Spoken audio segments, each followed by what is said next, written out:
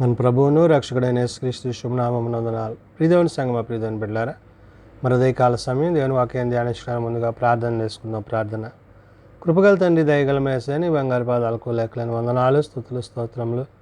గతించిన రాత్రి అంతా నీ రెక్కల చాటును కాచి కాపాడి సంరక్షించిందేమో మరి ఉదయకాల సమయం సజ్జల లెక్కను చేరి ప్రార్థించుండగా వాక్యమైన దేవుడు వాక్యం ద్వారా నాతో మాతో మాట్లాడి మీరే మహిమ ఘనత ప్రభావాలు పొందమని యేసునామమున అడుగుచున్నాం తండ్రి.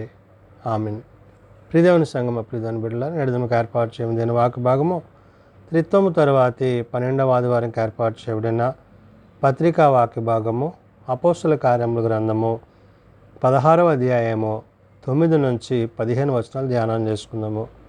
త్రిత్వము తరువాతి 12వ ఆదివారంకి ఏర్పాటు చేయబడిన పత్రికా వాక్య భాగము అపోస్తుల కార్యముల గ్రంథము 16వ అధ్యాయము 9 నుండి 15 వచనములు ఈ విధంగా రాయబడి ఉన్నవి. అప్పుడు మాసిదోనియా దేశస్థుడొకడు నిలిచి, నీవు మాసిదోనియాకు వచ్చి మాకు సహాయము చేయమని తనను వేడుకొనుచున్నట్లు రాత్రి వేళ పౌలునకు దర్శనం కలిగెను. ప్రియదేవుని సంగమ ప్రియదేవుని బిడ్డలారా, పౌలు యొక్క పరిచర్యలో పరిశుద్ధాత్మ దేవుడు పౌలుని దర్శిస్తూ నడిపిస్తూ అనేక ప్రదేశాలకు ప్రాంతాలకు ఆత్మ సంబంధమైన ప్రభు యొక్క మాటలను తండ్రి యొక్క ఉద్దేశాలను తెలియచేయడానికి పరిశుద్ధాత్మ దేవుడు పౌలుని నడిపించాడు.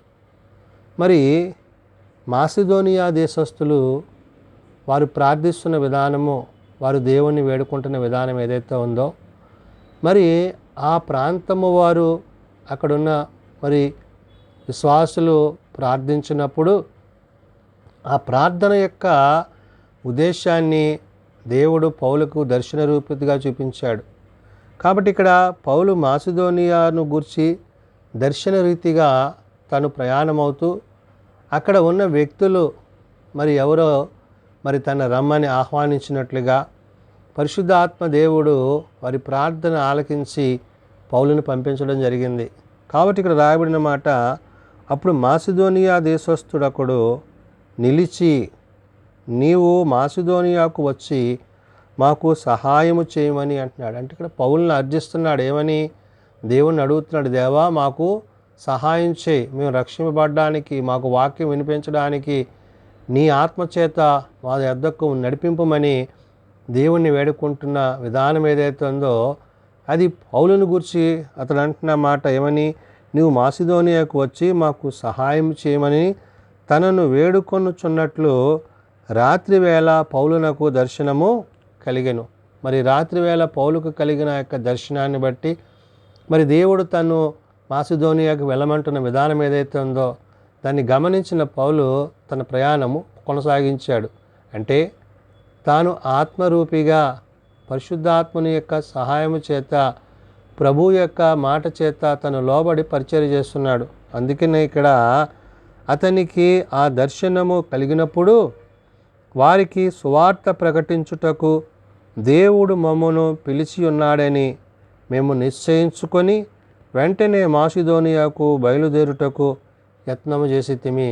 ఎప్పుడైతే ఆ దర్శనం పౌలుకి కలిగిందో దాన్ని బట్టి పౌలు ఒక నిర్ణయానికి వచ్చాడు. ఏంటంటే, ఓహో, దేవుడు అక్కడ సువార్త అందించమని మమ్మల్ని పంపిస్తున్నాడు కాబట్టి ప్రభు పని మేము చెయ్యాలి అనే ఉద్దేశంతో పౌలు ఇక్కడ తన పరివారంతో బయలుదేరాడు. అంటే అతనికి ఆ దర్శనము కలిగినప్పుడు వారికి సువార్త ప్రకటించుటకు, అంటే ఆ మాసిదోనియా ప్రజలకు సువార్త ప్రకటించుటకు దేవుడు మమ్మల్ని పిలిచి ఉన్నాడు. అంటే దేవుని చేత దేవుని ద్వారా నడిపింపబడుతూ వాక్యం అందించడానికి దేవుడు వారికి సహాయుడు ఉన్నాడని చెప్తూ మేము నిశ్చయించుకొని వెంటనే మాసిదోనియాకు బయలుదేరడానికి యత్నం చేస్తుంది. అంటే దేవుని మాటను తూతా తప్పకుండా ఆచరించాడు.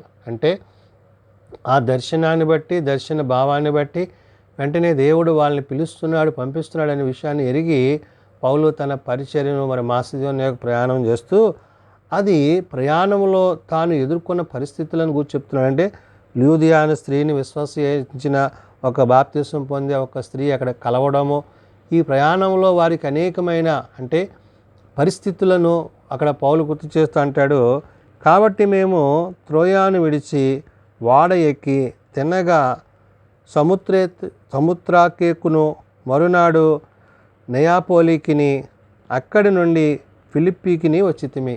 అంటే ఇప్పుడు మాసిదోనియాకు ప్రయాణం అవుతున్నప్పుడు ఆ మార్గంలో ఉన్న మరి ఇతర ప్రాంతాలను బట్టి ప్రదేశాలను బట్టి పౌలు ఇక్కడ పత్రిక ద్వారా చెప్తున్న మాట ఏంటంటే అపోస్తుల కార్యాల్లో ఏమంటున్నాడు, కాబట్టి మేము త్రోయాను విడిచి వాడ ఎక్కి తిన్నగా సముద్రేకాకు అంటే ఆ యొక్క వాడ ఎక్కి అక్కడి నుంచి ఇంకో ప్రాంతానికి ఎక్కడి నుంచి త్రోయా ప్రదేశం నుంచి బయలుదేరి ఎక్కడికి వెళ్ళారంట, సముద్రాకేకు వచ్చారంట. అక్కడి నుంచి తర్వాత రోజు మరునాడు నెయాపోలికి అక్కడి నుండి మరి ఫిలిప్పీకిని వచ్చితిమి. ఈ విధంగా వారు ఆ యొక్క ప్రయాణాన్ని ఆ పరిచర్య కొరకు వారు సాగిస్తున్నారు. అంటే ఒక ప్రాంతానికి వెళ్ళాలంటే మధ్యలో ఉండే ప్రాంతాలను ఆ ప్రదేశాలను దాటుకుంటూ మరి దేవుని చిత్తము కొరకు ఎంత కష్టమైన శ్రమైన దాన్ని భరించి ధరించిన వాడిగా పౌలు తన యొక్క పరిచర్యలో బృందంగా ఉన్నాడనే విషయాన్ని గుర్తు చేస్తుంది. కాబట్టి మాసిదోనియా దేశంలో ఆ ప్రాంతమునకు అది ముఖ్య పట్టణమును రోమియుల ప్రవాస స్థానమునై ఉన్నది అంటాడు. అంటే ఈ యొక్క పట్టణాలు ఈ ప్రదేశాలు ఏవైతే ఉన్నాయో ఇవన్నీ కూడా ఆ మాసిదోనియాకి ముఖ్య పట్టణంగా మరి రోమియులకి అది అంటే దేవుడు ఆ ప్రాంతాల యొక్క ప్రదేశాల యొక్క గొప్పతనాన్ని ఇక్కడ పౌలు ద్వారా గుర్తు చేస్తూ అంటున్నాడు. ఇక్కడ అది ముఖ్య పట్టణము రోమియుల ప్రవాస స్థానమునై ఉన్నది అంటాడు. అంటే రోమా ప్రజలు రోమా యొక్క ఆ యొక్క జనాంగానికి అది చాలా ముఖ్యమైనది విలువైనదిగా ఉన్నదని చెప్తూ మేము కొన్ని దినములు ఆ పట్టణములో ఉంటేమి అంటాడు. కొన్ని దినాలు అక్కడ వారు ఉండడం జరిగింది. ఆ ఉండడం జరిగిన దాన్ని బట్టి ఇక్కడ పౌలు చెప్తూ విశ్రాంతి దినము గవిని దాటి నదీ తీరమున ప్రార్థన జరుగును అనుకొని అక్కడికి వచ్చి కూడి వచ్చిన స్త్రీలతో మాట్లాడుచుంటిమి. ఎప్పుడైతే ఈ మాసిదోనియా ప్రాంతానికి వచ్చి అక్కడ వారు ఆ ప్రజలతో అక్కడుండే జనాంగంతో వారు చర్చిస్తూ మరి విశ్రాంతి దినం వచ్చింది కాబట్టి వీరందరూ కూడి ప్రార్థిస్తారన్న ఉద్దేశంతో వీరు నదీ ప్రాంతానికి వెళ్ళారంట. ఆ నదీ ప్రాంతంలో వెళ్ళినప్పుడు అక్కడ కొంతమంది స్త్రీలు ఉన్నారంట. వాళ్ళతో కలిసి మరి దేవుని వాక్యాన్ని అక్కడ పంచుకున్నట్టుగా మనం చూడగలం. ఏమంటున్నాడు, ప్రార్థన జరుగును అనుకుని అక్కడికి వచ్చి కూడి వచ్చిన స్త్రీలతో మాట్లాడుచుంటిమి. ఎవరైతే ఆ ప్రాంతానికి వచ్చి వారి దగ్గరికి వచ్చారో వారందరితో ప్రభువును గూర్చి పరిశుద్ధాత్మను గూర్చి తండ్రిని గూర్చిన మాటలు చెప్తున్నప్పుడు అప్పుడు లూదియాయను దైవభక్తి గల యొక్క స్త్రీ వినుచుండెను. ఆ వచ్చిన స్త్రీలలోనంట లూదియా అనే స్త్రీ అంటే ఆమె దైవభక్తి కలిగింది. అంటే దైవాన్ని ఆహ్వానించేది, దేవుని యొక్క చిత్తం కోసం కనిపెట్టేది. అంటే మాసిదోనియాకు వీరు రావాలని ఎవరైతే యవ్వనుడు ప్రార్థన చేశాడో అలాగా మరి ఈ స్త్రీ లూదియా కూడా ప్రార్థనా పరురాలిగా దైవభక్తి కలిగిన స్త్రీగా ఉన్నదనే విషయాన్ని పౌలు ఇక్కడ గుర్తు చేస్తూ ఏమంటున్నాడు, ఆమె ఊదారంగు పొడి అమ్ము తుయాతైర పట్టణస్థురాలు.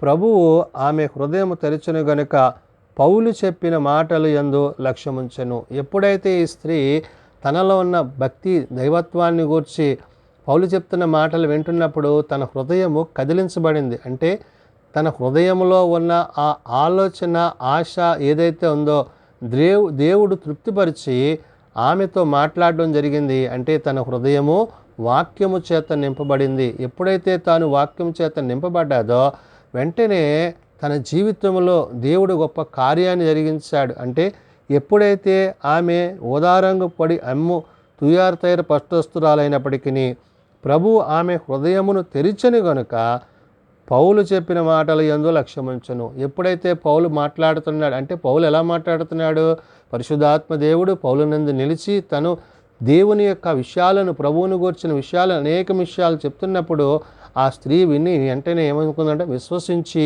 వెంటనే ప్రభువుని తమ హృదయంలో చేర్చుకుంది. అంతేకాదు ఆమెయు ఆమె ఇంటివారును బాప్తిసము పొందినప్పుడు ఆమె నేను ప్రభువునందు విశ్వాసం గలదానినని మీరు ఎంచితే నా ఇంటికి వచ్చి ఉండుడని వేడుకొని మమ్మను బలవంతం చేస్తుంది. చూడండి, తన హృదయం మార్చబడ్డమే కాదు తన కుటుంబం కూడా రక్షింపబడింది. తన కుటుంబం రక్షింపబడమే కాదు తాను బాప్తిసం పొందుకుంది.